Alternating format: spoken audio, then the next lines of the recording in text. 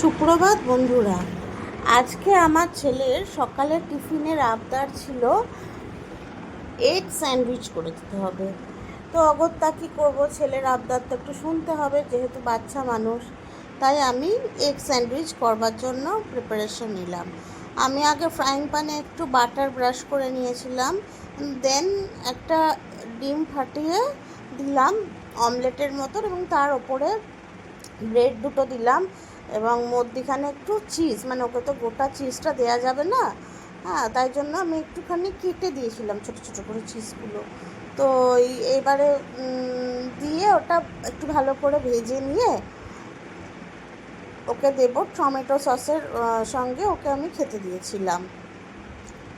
তো দেখো, এই যে এটাকে মানে ওলটাতে একটু অসুবিধা হচ্ছে, বুঝলে তো, যেহেতু এক হাতে ফোনটা ছিল, তো সেই কারণে ওলটাতে একটুখানি অসুবিধা হচ্ছিল।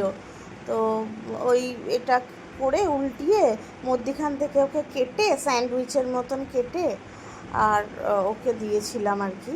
গরম গরম চিজ স্যান্ডউইচ, এটা একটু গরম গরম খেলে ভালো লাগে, চিজটা বেশ গলা গলা মতন থাকে। তোমরা কে কী রকম আজকে ব্রেকফাস্ট করলে সানডেতে একটু জানিও প্লিজ, হ্যাঁ, কমেন্ট করে। আর আমার ছেলে এনে তো স্যান্ডউইচ স্যান্ডউইচ পেয়েছে, খাও, এখানে রাখো টেবিলে রাখো, রেখে খাও, হ্যাঁ। টমেটো সসের সাথে ওকে স্যান্ডউইচটা আমি দিয়েছিলাম। কেমন হয়েছে বলো। ওই দেখো খেতে শুরু করে দিয়েছে, মানে ও এইসব খেতে খুবই ভালোবাসে।